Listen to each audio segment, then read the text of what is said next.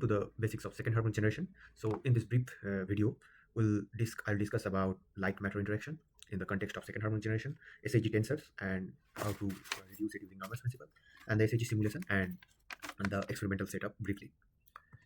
So consider this as a general material. Here you can see the atoms are placed in various positions, and this the red part signifies the electron part, and the green part signifies the nucleus part. So I've drawn few free charges, so there's basically free electrons also in the material. Now these nucleus and atoms are bound, and these are free, so they can move freely when you apply electric field. So in the application of electric field, so the free charges moves or the free electron moves opposite to the electric field, and the nucleus and the electron cloud gets kind of stretched, so electron moves opposite to the electron field, and this red basically signifies the negative part. Now due to this movement inside the material, there will be an electric field opposite to the direction of the applied electric field, and if we consider the contribution only from the bound charges, this is called the displacement, and this is basically the electric field corresponding to the displacement, and it's denoted by ED. And there will be another electric field opposite to the applied electric field, denoted by EP. So these EP is basically negative of polarization, the way we define polarization, and this polarization is defined from negative to positive. So basically these are the two opposing electric field in the application in the opposite direction of the applied electric field, and if you just do a force balance on a particular charge, you arrive with this equation. So ED equals EP plus E. Now ED equal to EP plus E. Now you can replace ED by electric displacement divided by epsilon naught, and same for P. Now finally you arrive at this equation.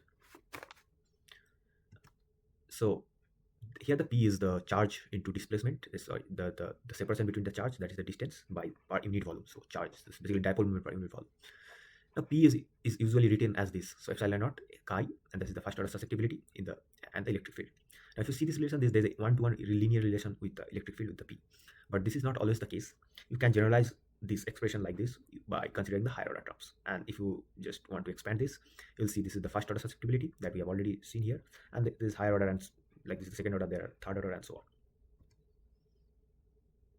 So considering this is the possible case also, if we see the equation, this first term and the second term are of the same order. So from this equation, one can understand this second order susceptibility is like first order susceptibility divided by E. Now one can expect this at atomic field strength, and this is basically the field strength at the Bohr radius of the electron and nucleus. So if you plug this value here, it will be very less compared to the first order susceptibility. So since the second order susceptibility is very less compared to the first order susceptibility, it historically it was possible to observe this phenomena just after the invention of laser, because laser is the only way to get that high electric field. So laser was discovered in 1960, and just after the discovery of laser, Franken in 1961 observed the SAG, the second harmonic generation.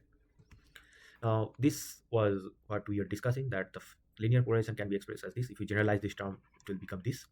So considering all the terms using the summation, now this particular term here is suppose this is the ith order term. So this is the second order term, and so there's one direction of the polarization, and there are two other directions coming from this two electric field. So this polarization term should take care about all the three directions, and this become a third rank polar tensor. Since it's a third rank polar tensor, it has 27 terms in general. But if we consider the inversion symmetry, so consider a material having an inversion symmetry. So this Aij are basically the direction cosines matrix. So for the inversion symmetry, it's just become Kronecker delta. So if you plug this in this equation, it will become Xij prime. So this basically transform third rank tensor or third rank susceptibility. Sorry, third rank susceptibility. This is basically the second order term for the polarization. This becomes the negative of the initial value. Now, since the crystal has the inversion symmetry, so that's why we understand by symmetry. So after the symmetry operation, the value should not change. So this is another equation. So old value is equal to the new value. So new value is equal to old value. So if you consider this and this together, it's boiled down to that the third rank tensor vanishes. So the second rank susceptibility tensor vanishes for the material having an inversion symmetry. Now if you consider the second rank susceptibility tensor that we are discussing, so it doesn't matter that in which order we should multiply this EI and EJ and EK. So if we reverse the order, it doesn't matter. It's just the electric field multiplication. So if J and K are switchable, then these cross diagonal terms, like this to this in the same color here, so they become equal. So from 27 terms expressed here in these three matrices, it's boiled down that only 18 terms are needed. Other terms are somehow equal to each other. So now uh, now this is the transformation law for the third rank tensor. So this is the third rank tensor in the new coordinate after the coordinate transformation. So x1, x2, and x3 are the new, sorry, the old coordinate, and this is the rotated coordinate, x1 prime, x2 prime, and x3 prime, and this is the tensor value in the new coordinate. And this is the transformation law. This ai, aj, and they are basically direction cosines corresponding to this transformation. Now, using this transformation law, we can calculate or reduce the tensor further depending on the point group. So let's consider a point group 4 bar 3m. So for this particular point group, this 4-fold is parallel to 0, 0, 1 direction. 3-fold rotation is parallel to 1, 1, 1 direction. This is a cubic material, and this m is normal to this plane, 1, 1, 0 plane. Now this is the 4-fold rotation matrix multiplied to the inversion to have 4 bar. This is the 3-fold rotation, and this is the mirror normal to 1, 1, 0. Now if we apply Norman's principle, so let's apply the Norman's principle first on the 4, then I'll get a matrix, and then from that matrix, on that matrix I'll apply the 3-fold and m subsequently. So this is the equation that we have seen, and we have another equation so that says that if I switch j and k, it should not matter. So we will try to seek a solution for these two equations simultaneously, and after the transformation I'll equate this value to the initial value. So that's what symmetry means. Like if you apply the symmetry opposite, the value should not change. That's what Norman's principle says. Yeah, so if we apply the 4-fold rotation with respect to 0, 0, 1 direction and solve these two equations in Mathematica, so this is basically solving these two equations simultaneously. So I'm defining a d tensor. D tensor is basically this chi.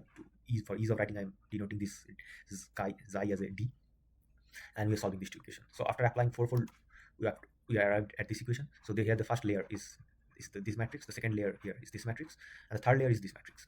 So we can see that the sum terms become 0. Now if we apply the other matrix, like on that obtained result after the 4-fold, if we apply the 3-fold rotation using the same equation, I just change the a depending on the 3-fold. So we'll arrive at this equation. So now we can see that some more terms become 0.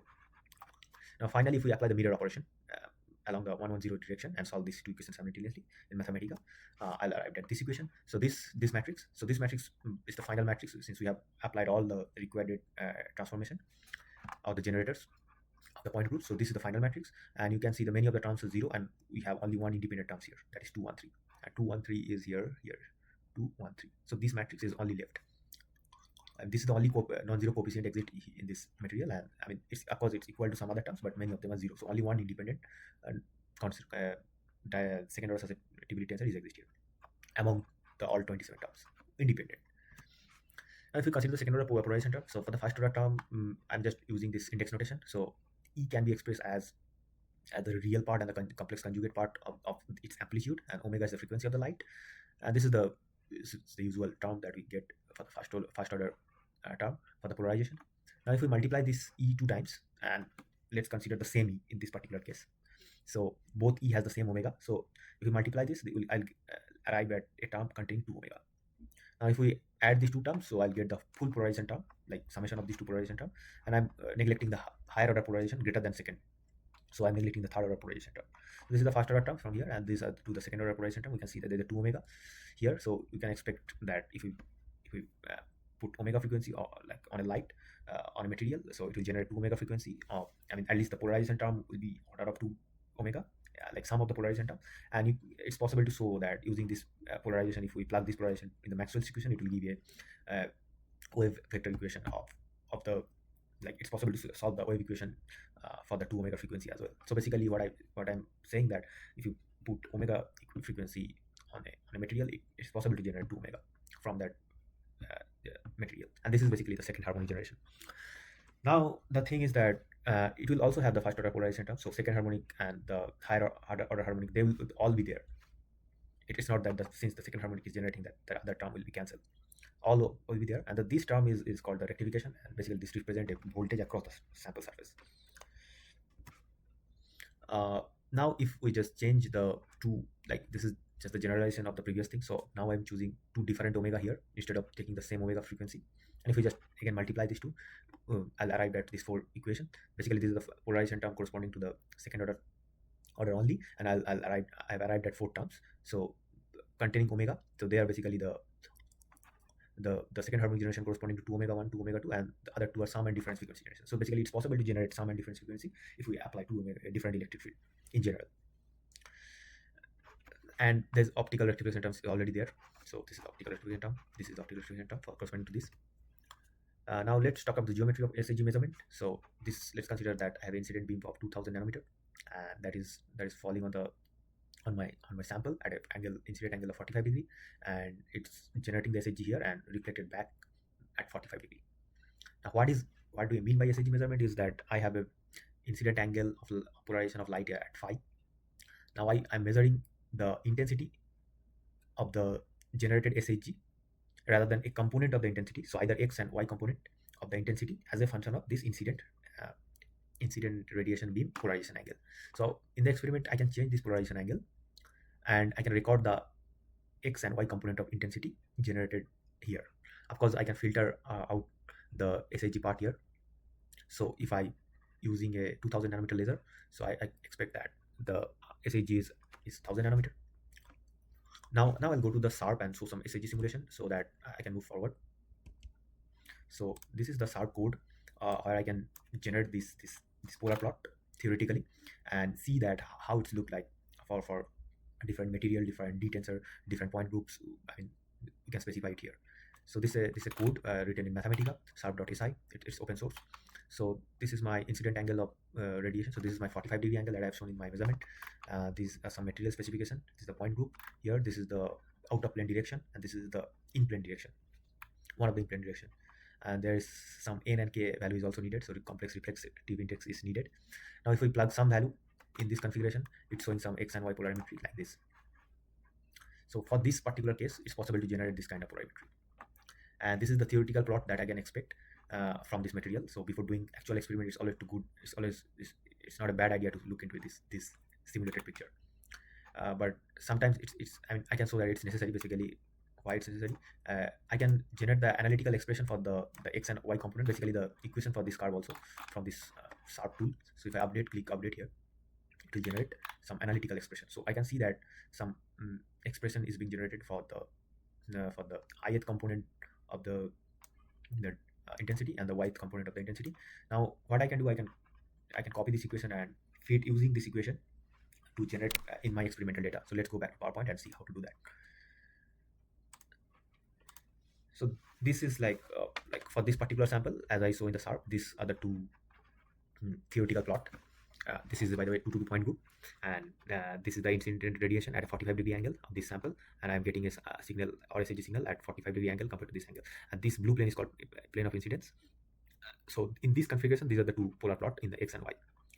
Now these are the two. This was my sample, and I measured some experimental data also, and I tried to feed this two data using the equation obtained from the SARP. So these are the two equations I obtained from the SARP. This is a simplified version of that equation, basically. So you can see that there are d coefficient involved in this equation. So it's possible to use a nonlinear fitting to fit these two plots, and when you fit these two plots simultaneously, it's possible to derive some relation among the d coefficient, and you can take, if you have like 3 coefficients, so you need 3 equation. So you need to rotate the crystal or change some incident angle to generate more equation in the experimental setup. So you can little bit change the experimental setup to generate more equation, and correspondingly go to SARP and fit those equation as well using this equation to get all the d coefficients. So if you have 3 d coefficient, you need 3 experimental condition, and depending on the equation, you need to solve them simultaneously to get the d coefficient.